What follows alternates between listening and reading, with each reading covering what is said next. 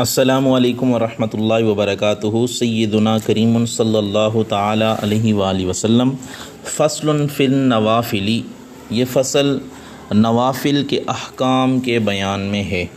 وتر کے باب کے بعد آج انشاءاللہ عز و جل احکام فرض علوم کورس میں آج ہم نوافل کے احکام کے بارے میں جاننے کی کوشش کریں گے۔ تو سب سے پہلے یہ بات یاد رکھ لیں کہ سنن و نوافل کی ضرورت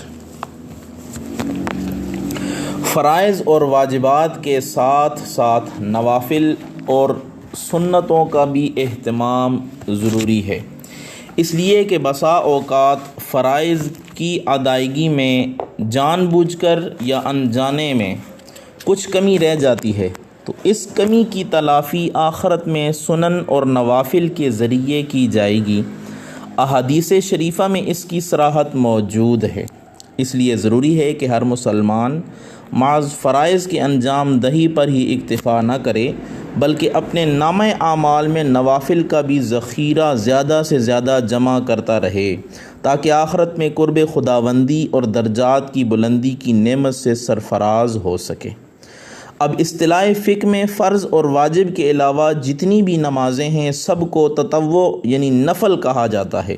پھر اس نفل کی بنیادی طور پر بالترتیب وہ تین قسمیں ہیں، ایک سنن مؤکدہ، سنن غیر مؤکدہ اور مندوبات۔ سنن مؤکدہ کا بلا عذر چھوڑنا گناہ ہے، اور سنن غیر مؤکدہ کا بلا عذر چھوڑنا خلاف اولیٰ ہے، یعنی بہتر نہیں، اور مندوبات یعنی مستحبات کو پڑھنا موجب ثواب ہے، اور ترک کر دینے میں بھی کوئی کراہت نہیں ہے۔ اب یہاں پہ نوافل یہ نافلتن سے بنا ہے، جس کا مطلب ہوتا ہے زیادتی، یعنی فرض پر وہ زیادتی کو نفل کہتے ہیں۔ تو نفل اس عبادت کا نام ہے جو فرض پر زیادتی ہو یا جو فرائض و واجبات پر زائد ہوں، اور اس کے کرنے پر ثواب ہو اور چھوڑنے پر کوئی عذاب نہ ہو۔ چونکہ نوافل سنن کو بھی شامل ہے، اس وجہ سے یہاں پہ فصل فی النوافل کہہ کر اس میں سنتوں کو بھی شامل کر لیا گیا ہے، کیونکہ ہر سنت نفل ہے، جبکہ ہر نفل وہ سنت نہیں ہے۔ یہ بات یاد رکھیں۔ اب یہاں پہ ہم مسائل کی طرف چلتے ہیں، تو یاد رکھیں سنن مؤکدہ کی پابندی پر احادیث شریفہ میں بڑی فضیلتیں وارد ہوئی ہیں۔ ایک حدیث پاک میں ہے کہ جو شخص دن رات میں فرائض کے علاوہ 12 رکعت سنتیں پڑھے گا، اس کے لیے جنت میں محل تیار کیا جائے گا یا محل تعمیر کیا جائے گا۔ تو اس عبارت میں چند مسائل کا ذکر ہوا۔ نمبر 1، نماز فجر سے پہلے 2 رکعت پڑھنا سنت مؤکدہ ہے، کیونکہ کریم آقا صلی اللہ علیہ وسلم ان 2 رکعتوں کا نہایت اہتمام فرمایا کرتے تھے، اور سب سنتوں میں قوی تر سنت فجر ہے، یہاں تک کہ اس کے بعد بعض وہ اس کو واجب کہتے ہیں۔ اس کے بعد پھر ظہر کی پہلی سنتیں، پھر مغرب کی سنتیں، پھر ظہر کے بعد کی، پھر عشاء کے بعد کی سنتوں کی فضیلت ہے، جیسا کہ بار شریعت میں ہے۔ اب یہاں پہ ظہر کی نماز سے پہلے 4 سنت اور بعد میں 2 سنت پڑھنا یہ سنت مؤکدہ ہے، اور مغرب کی نماز کے بعد 2 رکعت نماز سنت مؤکدہ ہے، عشاء کی نماز کے بعد 2 رکعت سنت مؤکدہ ہے، اور اسی طرح جمعے کی نماز سے قبل 4 رکعت پڑھنا سنت مؤکدہ ہے۔ ایسے ہی جمعے کی نماز کے بعد وہ 4 رکعت سنت مؤکدہ ہیں، اور انہی کے ساتھ 2 رکعت بھی سنت مؤکدہ ہیں، تو یہ الگ الگ ہی پڑھی جاتی ہیں۔ اب ایک مسئلہ یہ ہے کہ جماعت شروع ہو گئی تو فجر کی سنتیں کہاں پڑھی جائیں، یہ ایک مسئلہ زیر بحث اکثر رہتا ہے۔ تو بہتر یہ ہے کہ گھر میں سنتیں پڑھ کر مسجد میں آئیں، یا کمرے میں فجر کی سنتیں پڑھ کر مسجد میں جائیں۔ اگر گھر میں نہیں پڑھی اور جب مسجد میں پہنچا تو جماعت کھڑی ہو چکی تھی، تو ایسی صورت میں مسجد کے باہری حصے میں ستون وغیرہ کے پیچھے سنت ادا کرے، یا باہر سین میں پڑھ لے۔ جماعت کی صفوں کے ساتھ مل کر سنت پڑھنا یہ جب جماعت ہو رہی ہو تو یہ مکروہ ہے۔ اب سنتوں کی نیت کیسے کرنی ہے؟ تو سنن و نوافل میں مطلق نیت کافی ہوتی ہے، یعنی اگر محض یہ نیت کر لی کہ میں اتنی رکعت نماز پڑھ رہا ہوں تو بھی وقتیہ سنتیں ادا ہو جائیں گی۔ باقاعدہ سنت کہنا یا وقت کا ذکر کرنا وغیرہ کچھ ضروری نہیں ہے، اور اگر کوئی ان تفصیلات کو ذکر کر دے تو تب بھی کوئی حرج نہیں ہے۔ اور بعض جاہلوں میں بات مشہور ہے کہ فرض نمازیں اللہ کے لیے پڑھی جاتی ہیں، تو یہ بات محض جہالت پر مبنی ہے۔ نمازیں تو صرف اللہ ہی کے لیے ہی پڑھی جاتی ہیں، خواہ فرائض ہوں یا سنن ہوں یا نوافل ہوں، اور سنت نمازوں کو صرف اس لیے سنت کہا جاتا ہے کہ ان کے پڑھنے کا ثبوت اور حکم نبی اکرم صلی اللہ علیہ وسلم کی جانب سے ہے۔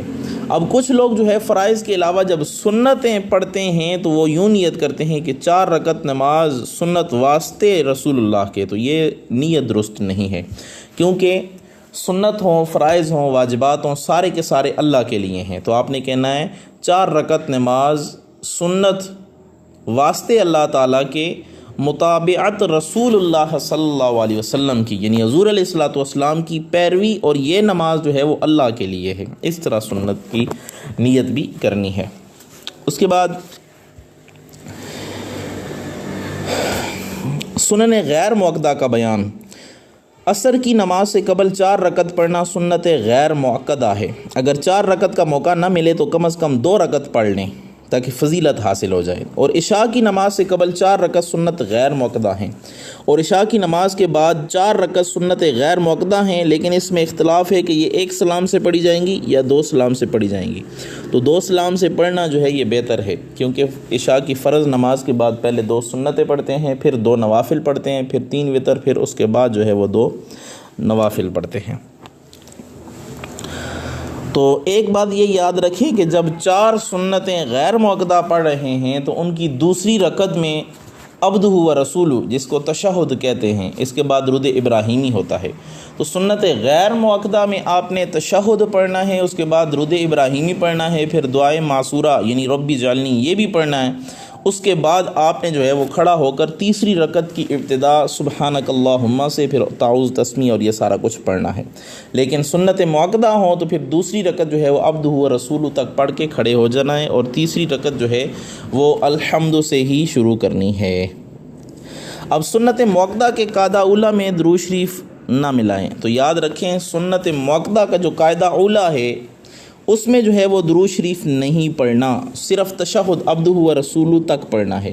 اگر کسی آدمی نے جو ہے وہ درود شریف پڑھ لیا اور یہاں پہ عبدہ و رسولہ کے بعد اللہم صلی علی تک پڑھا، یاد آ گیا، کھڑا ہو گیا، تو اس پہ سجدہ سہو واجب نہیں ہوگا۔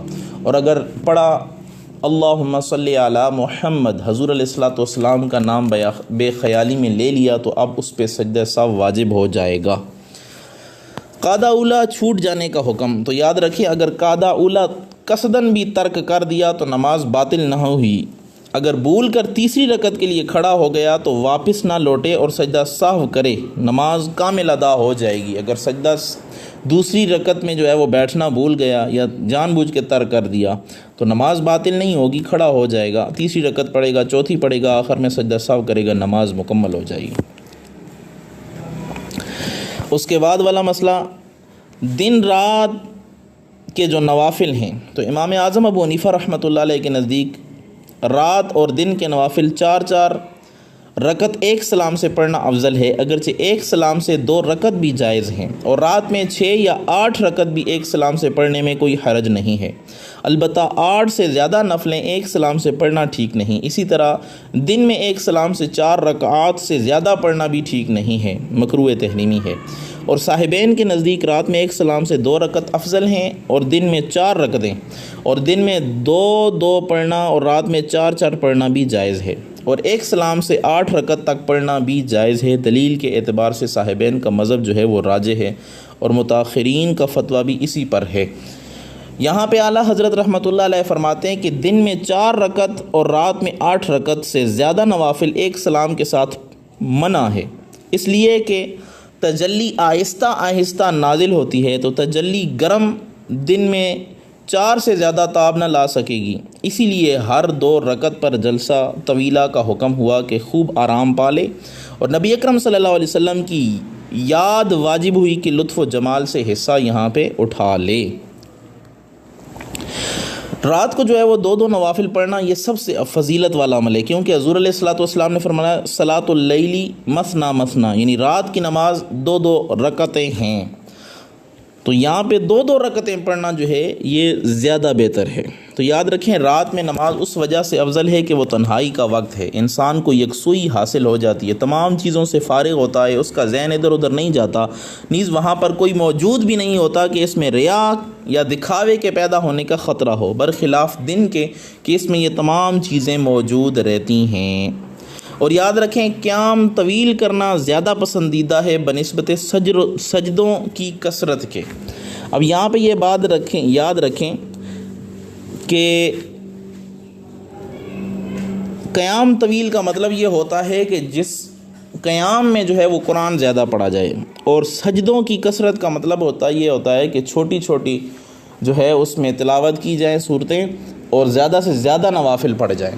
اور قیام طویل کا مطلب یہ ہوتا ہے کم رکعتیں ہوں لیکن 2 رکعت میں مثلا ایک آدمی پورا پارا پڑھتا ہے تو یہ قیام طویل ہے، اور ایک آدمی جو ہے پورا پارا جو ہے وہ 20 رکعتوں میں پڑھتا ہے تو یہ کثرت سجود والے نوافل ہیں۔ تو اس صورت میں جو ہے وہ قیام طویل والے نوافل رات کو پڑھنا یہ بھی فضیلت والا عمل ہے، اور کثرت سجود والا پڑھنا یہ بھی فضیلت والا عمل ہے۔ تو جو انسان کو چاہیے پڑھ سکتا ہے، لیکن اگر قیام طویل کرے گا تو تب بھی اسے فضیلت ملے گی، اور کثرت جو ہے وہ سجدوں کی کرے گا تب بھی اسے فضیلت حاصل ہوگی۔